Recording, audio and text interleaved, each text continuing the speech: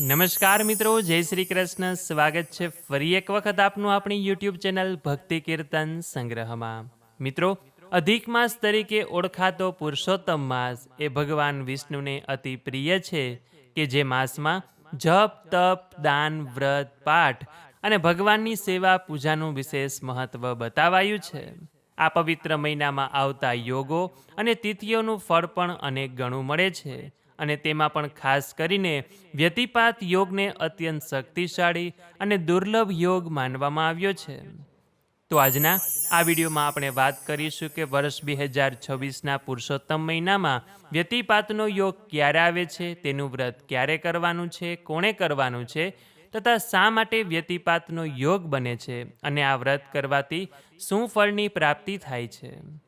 તો અંત સુધી મારી સાથે જોડાયેલા રહેજો. વિડીયો પસંદ આવે તો કોમેન્ટ સેક્શનમાં પુરુષોત્તમ માસ નિમિત્તે જય શ્રી કૃષ્ણ લખજો. તથા જો આપને નિત્ય ઘર બેઠા અનેક તીર્થ સ્થળોના દર્શન કરવા હોય તો વોટ્સએપમાં અમારું ગ્રુપ છે કે જેમાં અમે દર્શન કરાવીએ છીએ, કે જેના માટે અહીંયા જે વોટ્સએપ નંબર લખેલો છે તેના ઉપર આપ અમને જય શ્રી કૃષ્ણ લખીને મોકલી આપજો, એટલે આપને અમારા ગ્રુપની લિંક મળી જશે અને તેમાં જોઈન થઈ જાઓ છો. આપ પણ નિત્ય ઘર બેઠા દરેક દર્શનનો લાવો લઈ શકો છો. મિત્રો, વ્યતિપાત યોગનો અર્થ વિશેષ સંયોગ એવો પણ બતાવાયો છે. જ્યોતિષશાસ્ત્ર અનુસાર જ્યારે સૂર્ય અને ચંદ્રની વિશેષ સ્થિતિ બને છે ત્યારે આ યોગ સર્જાય છે.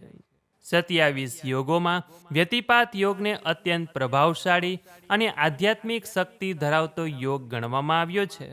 ઘણા ગ્રંથોમાં એવું પણ વર્ણન મળે છે કે આ યોગ એ પાપોના નાશ અને પુણ્યની વૃદ્ધિ માટે ઉત્તમ છે અને પુરુષોત્તમ માસમાં આવતો વ્યતિપાત યોગ તો અનેક ગણું ફળ આપનારો છે. શાસ્ત્રોમાં આ દિવસે વ્રત રાખવાનું વિશેષ મહત્વ બતાવાયું છે. જે લોકો સાચા ભાવથી, સાચા મનથી ઉપવાસ કરે છે, ભગવાનનું સ્મરણ કરે છે, ભગવાનની સેવા પૂજા કરે છે, તેને વ્રતનું વિશેષ ફળ મળે છે. તો આવો જાણીએ 2026માં આ પુરુષોત્તમ માસમાં વ્યતિપાતનો યોગ ક્યારે બની રહ્યો છે અને તેનું વ્રત ક્યારે કરવાનું છે. તો 2026માં આ વ્યતિપાત યોગની શરૂઆત 27 મે 2026 બુધવારે વહેલી સવારે 3:11 થાય છે કે જેની પૂર્ણાહુતિ 28 મે 2026 વહેલી સવારે 3:26 થાય છે. એટલે આ પ્રમાણે આ પુરુષોત્તમ મહિનામાં વ્યતિપાતનો યોગ 27 મે 2026ને બુધવારે થશે અને આ દિવસે વ્યતિપાત વ્રતનો ઉપવાસ પણ કરવામાં આવશે. આ દિવસે બ્રહ્મ મુહૂર્તમાં ઉઠીને સ્નાન કરવું, સ્વચ્છ વસ્ત્રો ધારણ કરી ભગવાન વિષ્ણુને લક્ષ્મી માતાનું પૂજન કરવું, તેમની સમક્ષ દીવો પ્રગટાવી ઓમ નમો ભગવતે વાસુદેવાય મંત્રનો જાપ કરવો, શક્ય હોય તો શ્રીમદ ભગવદ્ ગીતાનો પાઠ કરવો, વિષ્ણુ સહસ્ત્ર નામનો પાઠ કરવો અને વ્યતિપાત વ્રતની કથા સાંભળવાની.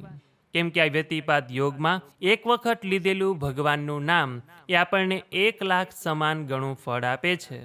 એટલે આવા દુર્લભ સંયોગનો લાભો અવશ્ય લઈએ.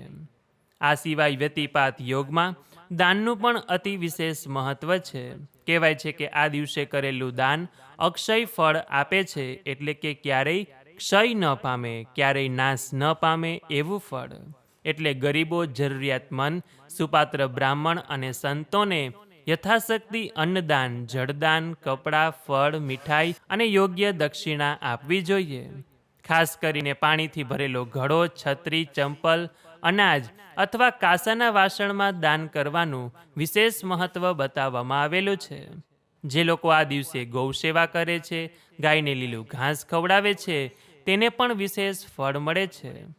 અને કહેવાય છે કે આ યોગમાં કરેલું દાન અનેક જન્મો સુધી સુખ અને સમૃદ્ધિ આપે છે તથા આપણા પિતૃઓને પણ તૃપ્તિ મળે છે.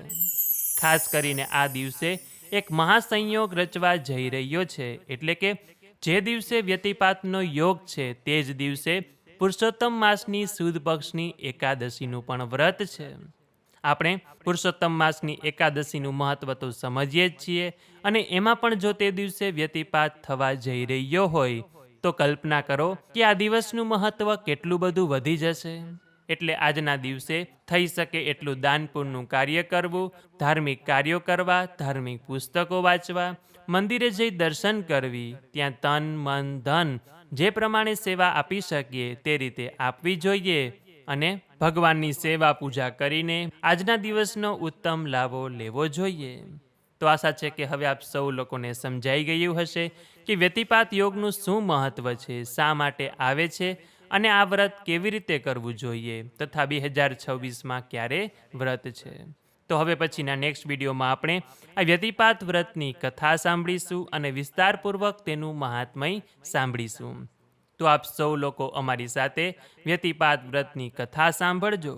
જો ઉપવાસ ન થાય, વ્રત ન થાય તો માત્ર કથા સાંભળવી કે જેનાથી પણ વ્યતિપાત વ્રતનું પુણ્યફળ મેળવવાને ભાગીદાર બની જઈએ છીએ. તો આ વિડીયોમાંથી નવું જાણવા શીખવા મળ્યું હોય તો વિડીયોને લાઇક કરી તમારા મિત્રોને મોકલી, અમારી ચેનલમાં નવા હોય તો સબસ્ક્રાઇબ કરવાનું ભૂલતા નહીં કે જેથી આવનાર અવનવા વિડીયો આપ સૌને મળતા રહે. તો આ સાથે હવે મને રજા આપો, મળીશું ફરીથી એક નવા વિડીયોમાં. ત્યાં સુધી આપ સૌ લોકોને અમારી ચેનલના જય શ્રી કૃષ્ણ. ધન્યવાદ. મારી સાથે જોડાઈ રહેવા બદલ, મને સાંભળવા બદલ આપ સૌ લોકોનો ખૂબ ખૂબ આભાર.